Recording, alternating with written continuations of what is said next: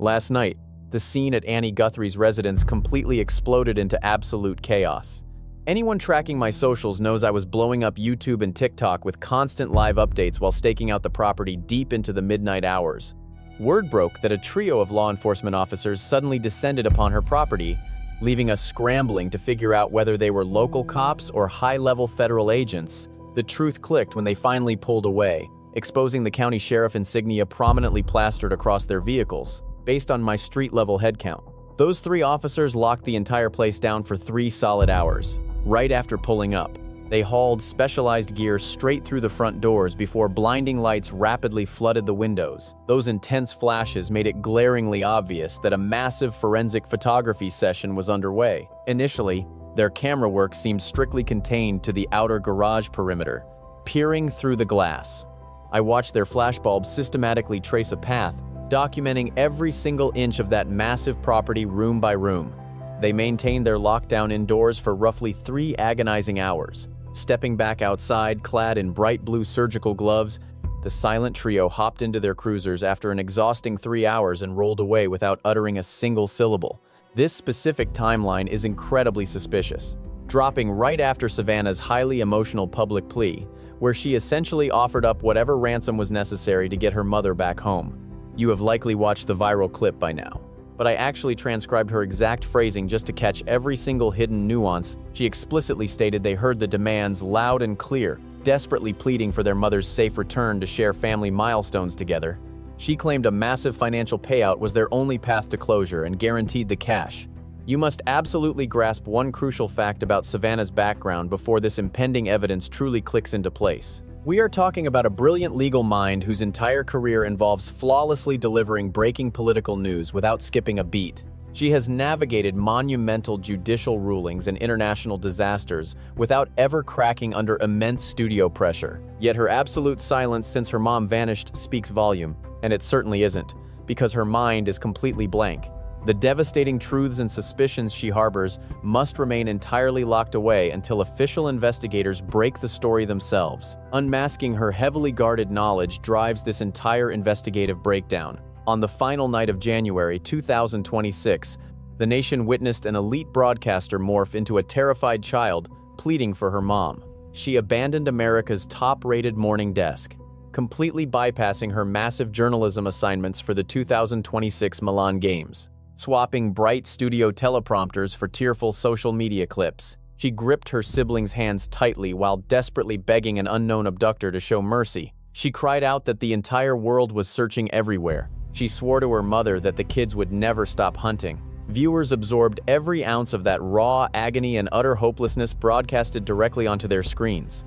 Millions watched her lay yellow blossoms by a mailbox for an 84-year-old matriarch. But the audience missed the real story entirely. No carefully crafted media release or somber online post could ever capture the calculated reality happening behind closed doors. We are discussing an Ivy League legal scholar who, based on whispers from the inner circle, had a shockingly different reaction behind the scenes. During those frantic initial days, insiders painted a picture of someone who wasn't paralyzed by fear or drowning in overwhelming sorrow. Instead, she radiated pure fury. Intensely outraged by how the broader media narrative was being manipulated from the shadows. Her intense rage completely bypassed the detectives, targeting one distinct individual and their carefully fabricated public alibi. Figuring out exactly who she shields and who she deliberately exposes is the ultimate key to decoding these 7 massive bombshells ahead. Veteran detectives know a universal truth regarding horrific abductions, originating from deep within a victim's highly trusted inner circle. Those residing in the immediate orbit invariably hold on to dark secrets they flatly refuse to share. This profound silence rarely stems from personal guilt or a malicious desire to obstruct the wheels of justice. Processing horrifying truths about a beloved family member totally defies the neat logic of a polished public relations statement. It simply sits and quietly festers. The dark reality leaks out through calculated quietness, subtle, physical cues, glowing affection for one grieving relative, and an incredibly icy barrier erected against another. She has communicated exclusively through these micro-expressions for 7 agonizing weeks, bringing us directly to our first crucial piece of evidence as dusk settled on January 31st, 2026. An 84-year-old Nancy Guthrie battled her constantly failing heart. She was barely walking and remained heavily medicated daily. The elderly matriarch hailed a ride headed straight for her oldest child's sprawling estate, nestled deep in the Arizona mountains. Pulling up at exactly 5:32 in the afternoon, she anticipated a completely routine weekend supper and board games, the comforting ritual that basically anchored their family. Bloodlines dictate everything here. Annie rules as the eldest. Savannah sits dead center, while Cameron rounds out the bottom. Forget birth order. In this dark scenario, family rank matters solely because it dictates absolute operational access, based right there in Tucson. The firstborn regularly welcomed her mother over. That very dining room witnessed the matriarch's final verified hours of freedom. She possessed the exact timeline, fully aware of both her arrival and her precise departure. Fully understanding that post-dinner, her sick, elderly parent faced a 4-mile journey back to an utterly empty residence, with zero medical supervision, leaving absolutely nobody to sound an alarm if tragedy struck prior to the upcoming Sunday service. Such real-time unreality, razor-sharp intelligence, detailing the victim's exact whereabouts and peak vulnerability windows, served as the literal blueprint for staging this entire kidnapping plot. This wasn't some wild hunch or remote stakeout, but cold hard facts the detectives respected immediately. Early into the case, detectives refused to simply knock on doors near the eldest daughter's house once and vanish. Instead, they returned persistently, hitting the exact same block repeatedly, grilling identical locals at those familiar doorsteps about one highly specific time frame. A former Federal Bureau veteran openly expressed deep alarm upon discovering that authorities had swept that particular area twice. Standard procedure dictates that initial sweeps are completely sufficient, barring the discovery of loose threads. During the preliminary search that demand further scrutiny, or fresh tips relentlessly dragging the squad back to square one. Cops weren't circling back due to a lack of alternate leads. The clues violently magnetized them right back to that property. Understaffed and overworked police departments simply refuse to comb through identical suburban blocks repeatedly unless a glaring physical trail forces their hand. Departments absolutely refuse to waste manpower, precious clock ticks, and cross-department teamwork on redundant street sweeps unless a massive red flag demands their immediate return. Every single follow-up stemmed from a tangible tip, a breadcrumb trailing relentlessly straight toward that one solitary doorstep. The middle sister recognizes these implications perfectly, having earned her own legal degree. She grasps the gravity when federal agents pound on a familiar door, repeating identical interrogations across several distinct visits. Fully comprehending the underlying puzzle, it's clear to her that detectives never orbit a neighborhood randomly. Yet she continues to maintain absolute silence in the media. She hasn't uttered a single syllable regarding the cops swarming her siblings' road, nor has she discussed whatever terrifying clues they potentially unearth. Consider that deafening quiet our very first major red flag.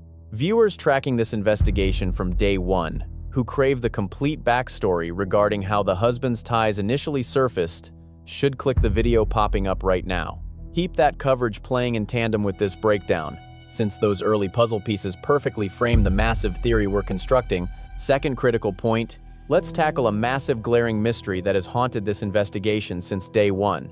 Despite traditional media outlets completely ignoring the issue, following the meal at the eldest daughter's place on the evening of January 31st, after the festivities wrapped up and the matriarch needed to leave, why on earth didn't the host chauffeur her mom? She resided there. The commute spanned barely 4 miles. And the guest was an 84-year-old battling severe cardiac issues. Common sense dictates that after a cozy gathering, the firstborn takes responsibility for safely transporting her frail parent back to her doorstep. That never happened. The husband took over. The husband stepped up, loaded his mother-in-law into his vehicle, navigated that 4-mile stretch to her property, parked inside the bay, and physically escorted her indoors. That bay shutter raised at 9:48 and sealed shut at 9:50 at night, marking the absolute final verified sighting of her by anyone beyond blood relatives. Harmless excuses could definitely explain this specific driving arrangement. Maybe the husband volunteered because his wife felt exhausted, or it was just far more convenient. Sure, those reasons might hold water. Yet detectives aren't salaried to swallow mundane excuses without vigorously cross-examining the underlying logistical motives. Which brings us to a massive logistical riddle. What tactical advantage is gained by positioning the husband rather than the daughter as her final chaperone? It establishes an undeniable timeline of final interactions flowing entirely through him, safely bypassing her. It officially sets the son-in-law as the key witness who navigates the streets and visually confirms the exact access points, making him the sole spectator to her devastating shift into complete isolation, rather than the daughter. Should anyone under that roof have premeditated the horrors erupting 4 hours later, assigning the designated driver transforms from trivial trivia into something far darker. It becomes a calculated maneuver, ensuring the husband manages the ultimate drop-off while safely keeping his wife entirely removed from the scene. On to clue number 3, a detail growing increasingly suspicious with every passing week. During early February 2026, unaffiliated reporter Ashley Banfield referenced an insider cop confirming that a car linked directly to the eldest sister's property. They towed a car directly linked to Tommaso Cian, throwing it straight into the police impound lot. Even though Puma County deputies officially ruled out the entire Guthrie household as suspects, that automobile somehow remained securely confiscated. Authorities kept the ride locked. Fast forward to mid-March 2026, passing 6 weeks since Nancy Guthrie vanished. Detectives kept Annie and Tommaso's ride locked up, prompting an ex-tactical leader to openly question this. Since the relatives were exonerated, law enforcement explicitly labeled them victims through official press releases. So, why does an innocent family still lack their automobile? Sheriff Nanos offered a rather fragmented explanation while speaking to People magazine. The official outlined their extensive search parameters, confirming they interviewed the family, grabbed their mobile devices, and confiscated their laptops. They swept their rides and scoured their houses because they are the actual victims here. Sweeping implies an exhaustive forensic deep dive. Ripping out digital data for cross-referencing against clues, analysts scrutinized location trackers, mobile pings, and microscopic fibers. They hunted for anything pinning someone to a definite spot. Yet 6 weeks post-confiscation, that sedan still sits in a lot. This exceeds simple government red tape. Holding an exonerated family's automobile for 6 weeks means detectives definitely discovered a crucial hidden clue necessary for an active case lead. Giving back laptops and mobiles implies the digital sweep wrapped up and successfully gave cops their much-needed answers. Keeping a seized automobile for 6 weeks completely screams the exact reverse investigative scenario. A hidden clue inside that cabin or within its onboard computer remains absolutely vital for the lead detectives. A puzzle piece remains too crucial to surrender back, introducing clue 4 on February 4th, 2026, exactly 3 days post-disappearance. Paparazzi captured exclusive footage of cops raiding Annie and Tommaso's Tucson residence during a massive sweep. Spotters noticed an operative entering the premises wearing a jacket stamped with 4 letters. ICE. That abbreviation represents a specialized federal cyber division hunting digital predators. This elite federal squad boasts deep expertise in dismantling digital abuse networks efficiently. These professionals crack secure chats and rip hidden files from electronics that suspects desperately tried to keep permanently buried. Experts also noticed this detective lugging around a high-tech Celebrite data cloning machine during the raid. Cops utilized this specific hardware to break right into locked mobile screens and secured tablets. This gadget effortlessly cracks stubborn network chips, shattering firewalls to resurrect completely erased text threads. The technology excavates digital footprints users assumed were permanently wiped. Detectives never deploy this gear unless they are hunting a distinct gadget suspected of harboring massive investigative breakthroughs for the ongoing case. Puma County officials played it coy, claiming a department logo does not automatically connect this tragedy to any specific digital offense. However, authorities completely refused to dispute the detectives' actual presence. Nobody denied the hardware being on site, prompting an ex-federal operative named Tracy Chandler Walder to float a brilliant theory. These cyber specialists understand exactly how perpetrators route extortion threats through ghost accounts and launder crypto payments secretly. That perfectly addresses the extortion angle. The data cloning machine remains a total puzzle regarding traced extortion messages. Authorities deploy it strictly to rip files from a physical gadget, meaning someone under that roof possessed suspicious electronics. Detectives desperately wanted whatever secrets lived inside that hardware, bringing heavy-duty tech. Though those specific findings remain heavily guarded, 6 weeks later, both the files and the automobile remain locked away. And Savannah definitely knows, despite knowing about the impounded ride, Savannah stays dead silent regarding the complete monetary breakdown behind this nightmare. Analyzing the extortion setup reveals massive clues regarding the true mastermind behind this tragedy. Click the video on your screen for clue number 5. Exactly 1 month and 1 day post-disappearance.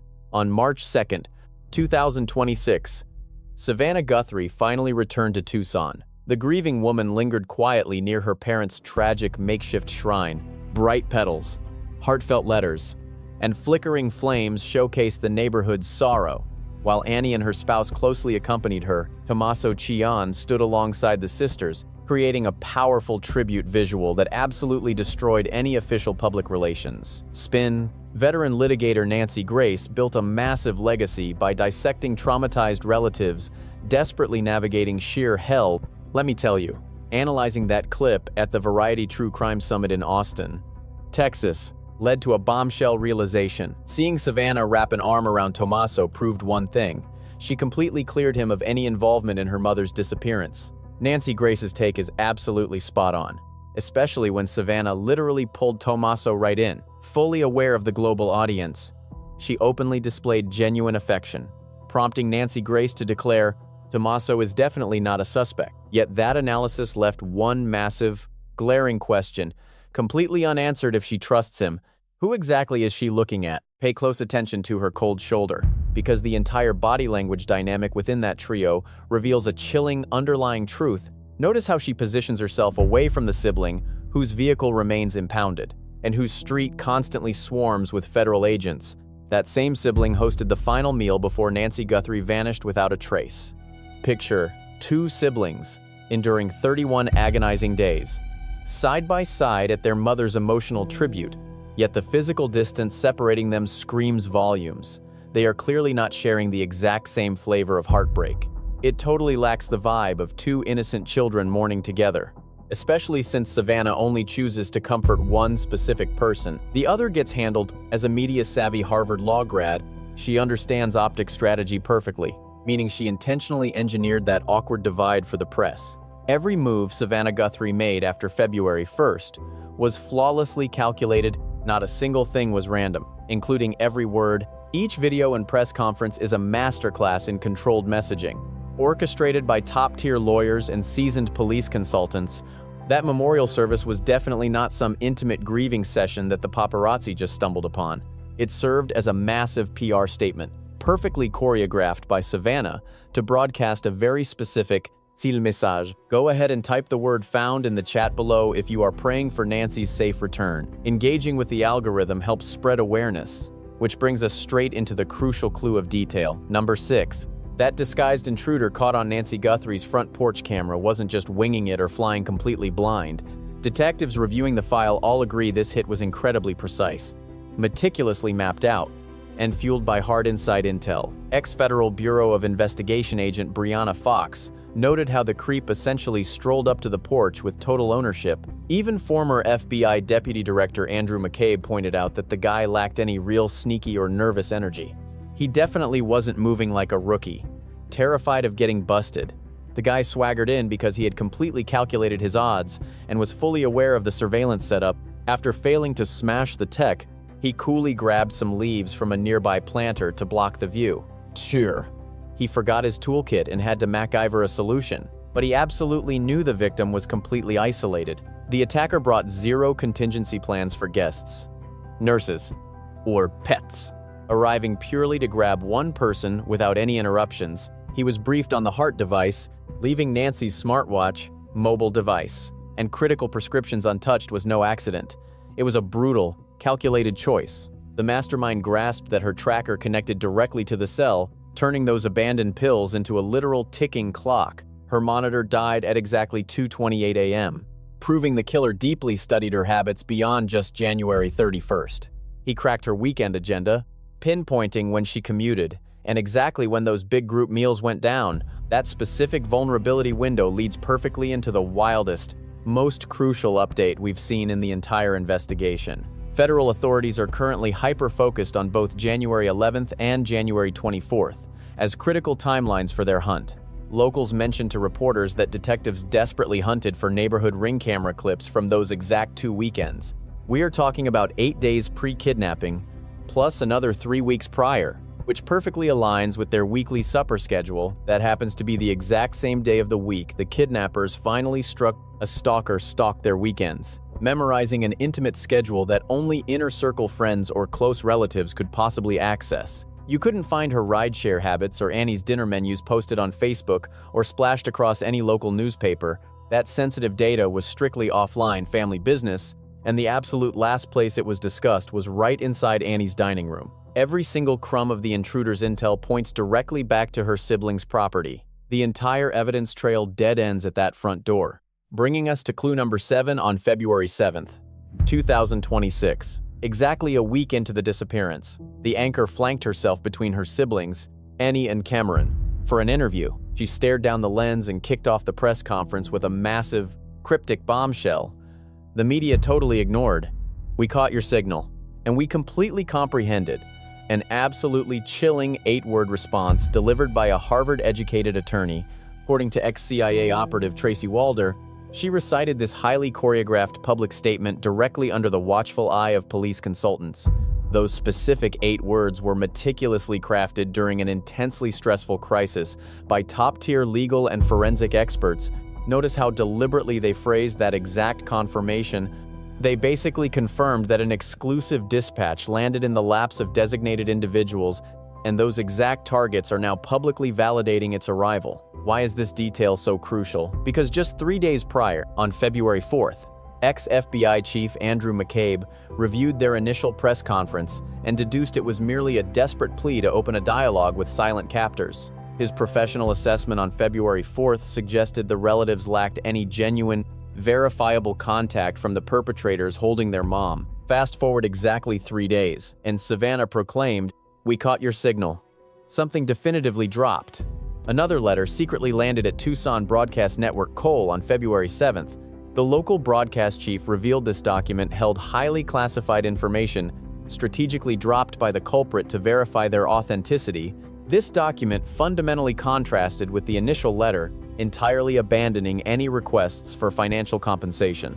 Its sole purpose was proving legitimacy, prompting Savannah, flanked by Annie and Cameron, to declare they completely comprehended it, dodging weaker words like hope or guess. That specific action word forcefully demonstrates total cognitive mastery over an incredibly intricate situation. It was a scenario where possessing the hidden background made everything click. Unlike receiving some bizarre extortion letter from an anonymous street thug, pay extremely close attention to the trio sitting on camera the exact moment she drops that phrase. Savannah delivers her lines with the lethal accuracy of an attorney presenting an ironclad contract, while Cameron visibly drowns under the agonizing burden of mourning publicly for 7 days. Then there is Annie. Carefully observe her subtle reactions right there. When her sister claims comprehension, look closely to see if Annie reacts like a woman learning a shocking truth, or if her expression betrays someone already thoroughly briefed on the secret. Psychological profiling fundamentally relies on spotting mismatched reactions, that subtle disconnect between expected emotional responses and true physical gestures. During the February 7th broadcast, those 3 relatives collectively anchor one specific statement. However, that exact phrase impacts each sibling radically differently. As Savannah clearly possesses full knowledge of the dispatch, Cameron simply radiates pure devastation over the cruel implications, yet Annie desperately juggles an emotional burden entirely disconnected from her siblings. We have 7 verified clues perfectly aligning toward one distinct target, creating a cohesive behavioral sequence rather than isolated theories. This is a trail of breadcrumbs that utterly fails to implicate an unknown outsider. It is a relentless sequence bending constantly back to a local Tucson dining room, marking the exact spot. An 84-year-old matriarch enjoyed her final documented meal surrounded by relatives. Here lies the brutal truth regarding recurring anomalies during major detective inquiries. You can easily excuse a solitary bizarre occurrence. An impounded vehicle simply needs forensic processing. A specialized federal agent visiting a residence is routine, and clothing is easily dismissed as mere fabric. Cops circling back to a residential block is completely typical protocol. Just like an adult child opting out of chauffeuring their parent that night, those are merely harmless ways. An evening naturally wraps up, since isolated events always carry perfectly mundane justifications without exception. Yet, stacking 7 supposedly harmless anomalies that all zero in on a solitary property and unanimously target the identical living room, continuously fueling a psychological profile of someone harboring dark secrets while maintaining the ironclad composure of a legally and journalistically educated professional, you can officially stop calling that a random batch of unrelated flukes. That constitutes a highly suspicious sequence, which serves as the foundational bedrock for solving homicides. So hit subscribe and smash that alert button immediately. We are continuously dropping fresh analytical content on this unfolding mystery. As real-time updates break, our upcoming installment will aggressively dissect the federal stakeout logs from January, but right now, we need to address the disguised operative. Digging into her hidden insight forces us to confront a massive identity crisis, focusing entirely on the triggerman rather than the grand architect. Interestingly, those clues persistently overlap with the intimate personal connections thriving right inside the very residence we keep heavily scrutinizing. Let us review the officially sanctioned federal perpetrator description: a guy roughly 5'9" to 5'10" with a regular physique, sporting winter headwear, shadowy outerwear, hand coverings, and a 25-liter Ozark Trail backpack found solely at Walmart.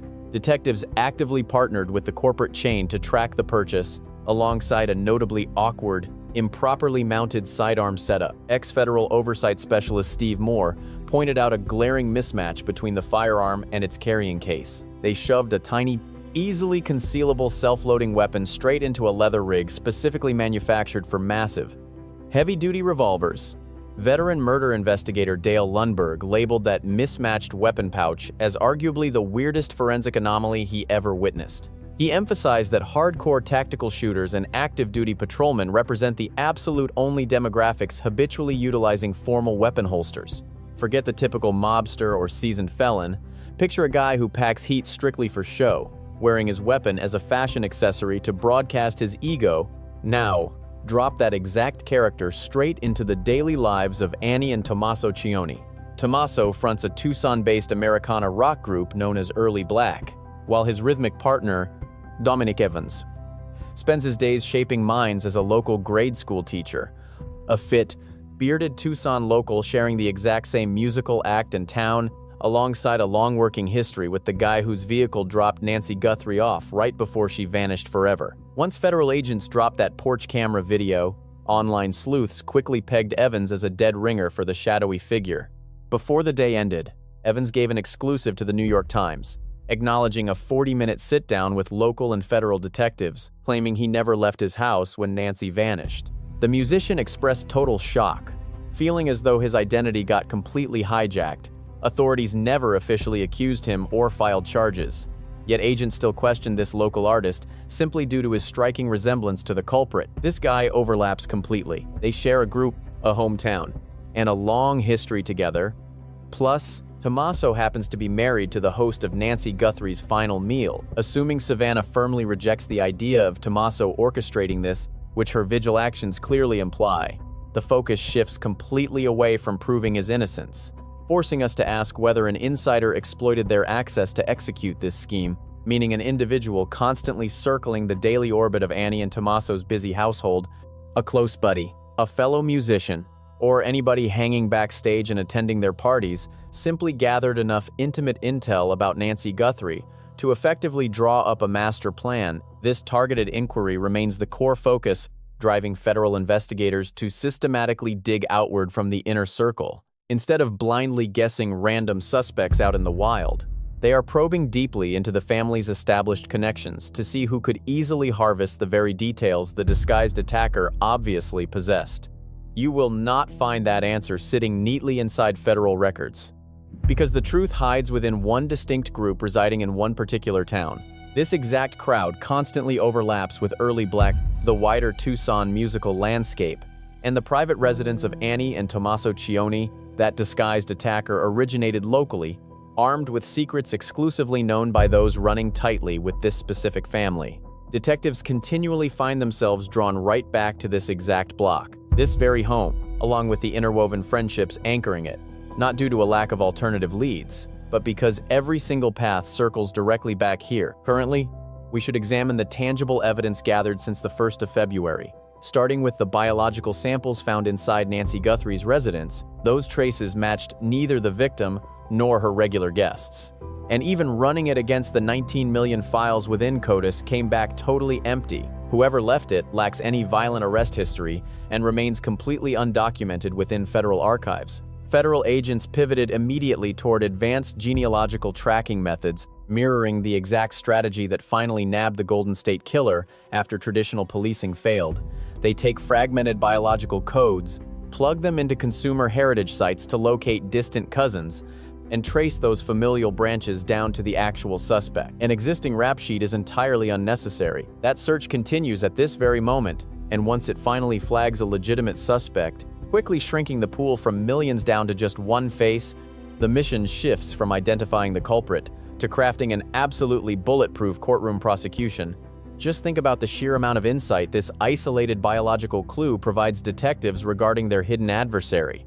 Drawing a complete blank inside CODIS guarantees this phantom never tripped up hard enough to land in a precinct for a mandatory cheek swab. The mystery figure bleeding or sweating inside Nancy Guthrie's property during an attack described by authorities as highly precise, deeply calculated, and meticulously researched simply lacks the extensive rap sheet typical of seasoned offenders, boasting instead the flawless background of a ghost. On paper, they look completely normal, holding down a steady job, functioning in society, and interacting seamlessly with their friends. This explains exactly why a former federal operative stated on record that cracking this mystery relies entirely upon an acquaintance, eventually breaking their silence whether a relative or romantic partner suddenly develops a conscience or decides that $1.2 million easily outweighs their personal allegiance. Alongside ancestral tracking, the digital data ripped straight from Annie and Tommaso's residence, the location, tracking, and transit logs pulled off the confiscated car, and countless hours of security tape analyzed second by second by the digital unit at Quantico. A process federal chiefs deem absolutely vital to this current hunt, and that tracked Walmart backpack from the 11th and 24th of January. Someone stalked this family for 2 straight Saturdays, memorizing every single routine to pull off the unthinkable. By late February, the Federal Bureau shifted their main operations hub from Tucson straight up to Phoenix. That major relocation perfectly shows exactly where the real action happens now. We are talking deep data dives, cyber tracking, and crafting an airtight courtroom strategy rather than street patrols. Make no mistake, they are not backing down at all. The entire probe just leveled up from gathering loose clues to putting the final puzzle pieces together for 7 agonizing weeks. Savannah Guthrie has carried a truly horrifying, heavy secret in her head. It is the dark intuition of a seasoned attorney, paired with a reporter's sharp instinct, realizing the individual who grabbed her mom was absolutely not some random intruder passing through. Insiders say she is practically boiling with rage rather than weeping. Absolutely furious that Tommaso took the heat, deeply angered by a spun storyline, she felt totally missed the mark. Not because he is innocent of the drama, but simply because the media is pushing an entirely fake version of events. Around February 15th, she dropped a fresh clip stating, "You are not stranded or isolated, and doing the right thing is always an option." Those are incredibly specific words. You do not drop phrases like that for some faceless thug. That is exactly the way you address a person whose mental headspace you know inside and out.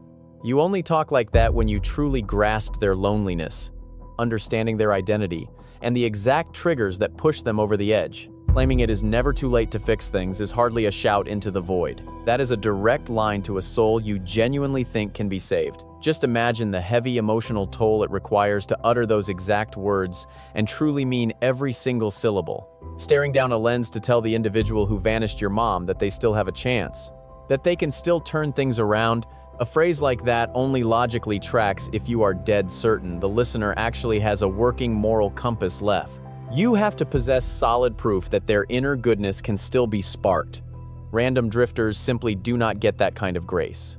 Unknown attackers usually spark pure terror, blind rat, and massive police manhunts. Yet Savannah extended an incredibly raw, human olive branch instead. She literally handed them an escape hatch, and you only point towards an exit sign when you can vividly trace the exact steps they need to take to reach it.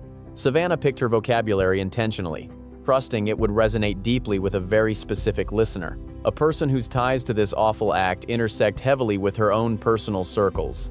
A familiar environment where she has shared meals across a cozy table, dining on a quiet weekend night down in Tucson. Plus, she embraced her brother-in-law at a vigil with such genuine affection, silently confirming she absolutely does not hold him responsible for her mother's fate, which firmly points to the fact that she targets another individual entirely. Holding on to some massive secret, the general public just is not quite ready to hear vocalized yet. 7 verified clues, totally locked in, aiming straight toward one single, undeniable conclusion. The breadcrumbs definitely never lead out towards some random drifter.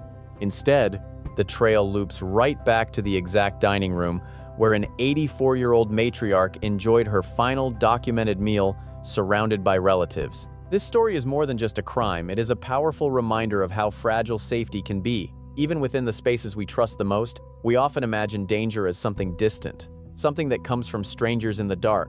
But this case reveals a harder truth. Real threats can grow quietly within familiar circles, hidden behind routines, relationships, and ordinary moments. That is why awareness matters. Paying attention to subtle changes, unusual behavior, or small inconsistencies can make a difference before it's too late. It also highlights the strength of the human spirit. Even in fear and uncertainty, the voice of a daughter calling for her mother shows courage, love, and resilience. Choosing hope, even when the situation feels impossible, is one of the most powerful things a person can do. Most importantly, this reminds us of our responsibility to each other. Communities are not just groups of people living nearby, they are networks of protection. Speaking up, sharing information, and refusing to ignore what feels wrong can save lives. In the end, justice is not only built by investigators, it is built by awareness, compassion, and the courage to act when it truly matters.